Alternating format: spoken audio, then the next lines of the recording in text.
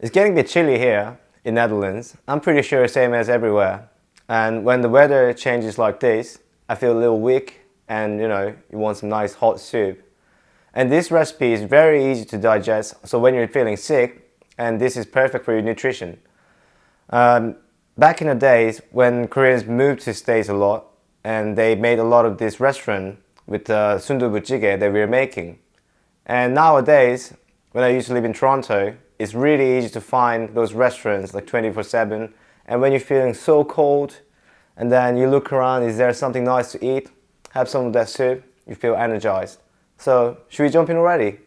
So, the interesting fact about my channel is that if you have a close look at the recipes, the ingredients quite duplicates a bit. So, if you have simply red pepper flakes and some soy sauce that are from Korea, preferably, and then also some red pepper paste, and then you're good to go with general ingredients.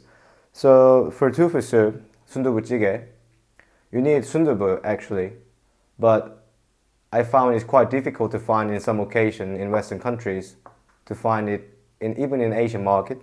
So I decided to show you how to cook it with normal tofu. And then we have half and half ground pork and ground beef, but preferably ground pork is better. And you can just mince pork belly as well. It's because of fat, it brings more taste into it and the flavor also. And then we have some spring onion. Yeah, we're just using white parts, just 4 of them, small bit, and bit of ginger, 4 cloves of garlic, half an onion, and then some sugar. We're not using much sugar, about a teaspoon. Red pepper flakes, 20 grams. And here, I already mixed sesame oil and canola oil. Don't use olive oil, then it's, I don't know, it's something else. It just adds a taste from olive and it just becomes very weird. So that's 2 tablespoons each. So I already mixed in there. And some soy sauce. This is 20 grams. And salt and pepper. That's all for today. You have it. But the recipe is very simple, so don't miss any of them. And also, I almost forgot, little red pepper. So normally, when you open up a bag of tofu, or case of tofu, it has water in. And you want to get it out, and then just don't, you could rinse it if you want, but it's not necessary. And if you look at on this side, on both sides, it has a shell. And tofu in general, it doesn't have those, and it has very slimy or very soft texture. And we're trying to make tofu into tofu in the soup. So what you want to do is you want to cut the edge of it. So if you think of it, it's like when you look at cheese, if you're watching it from Netherlands, you can tell the outside of the crust, you don't eat it. So you cut it off. And also this part. So now it's already a bit soft or softer. And then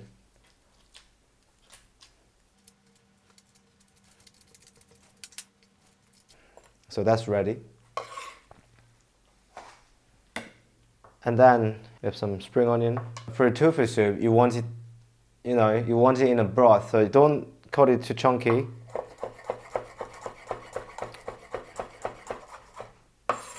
Rather than cut it chunky, chopping is better.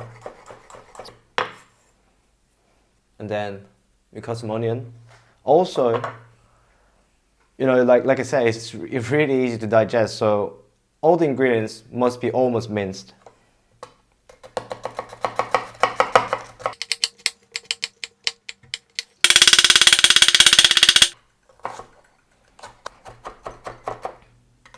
And then red pepper, also cut it very thinly.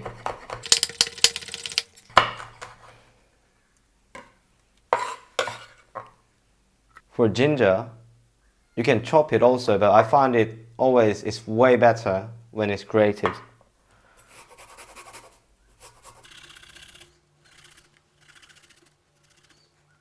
Always make sure, take it off. And then you can use crushed garlic, it's better, but if you don't have that, you can just also grate it. You're gonna wash this anyway, so might as well use it.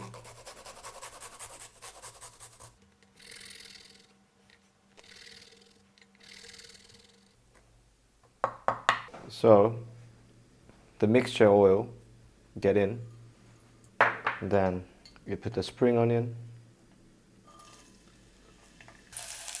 Make sure it's not burnt. Keep it whisking, keep it going, and then the oil from the spring onion came out a bit.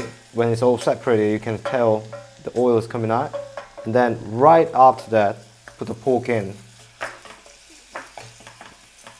Make sure nothing is burnt. That's very important in this recipe. We're not cooking steak, so you don't need crazy high heat all the time. When the pork is a bit cooked, put some sugar in and some salt, 3 grams. And then it's better to use coarse red pepper flakes and the fine one. The reason why I use fine one is that the pepper flakes, the fine one gets into the soup, and the coarse one goes coating outside of the ingredients. Anyhow, for today, it's okay to use coarse one. Make sure the pepper flake is not burnt. It tastes very weird when it's burnt. And then, I think about at this point, put some ginger and the garlic in, and some onion. So this is basically the base of the soup. You release all the oil out, I see. And then put everything on one side. Then put the soy sauce around the edge. You're not actually seasoning the soup with the soy sauce. What you're doing is you're putting the scent of soy sauce over the ingredients.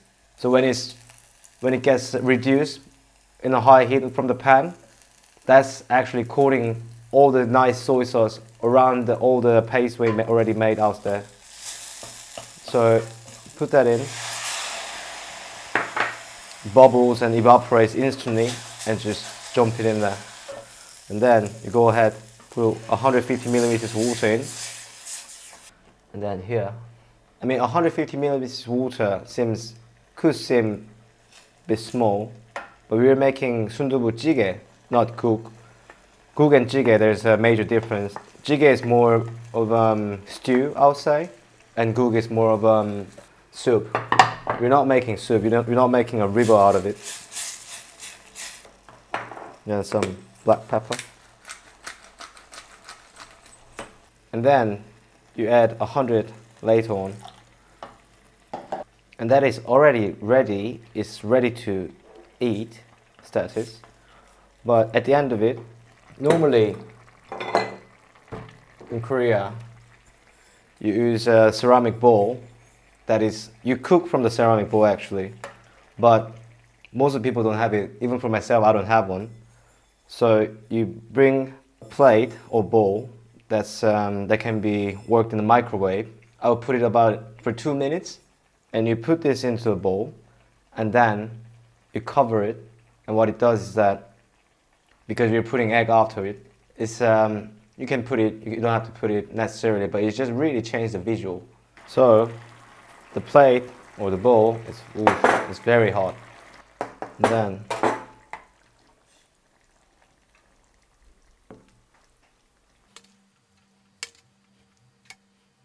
so normally I like my egg quite raw. I mix it in with some rice and stuff. So I won't cover it in this occasion, but you can definitely cover and make it halfway cooked. So that's final. You have ultimate digestible energy food for the proper winter time. Are you ready? Can't wait to pop this egg and then put it in my mouth with a bowl of rice. Enjoy!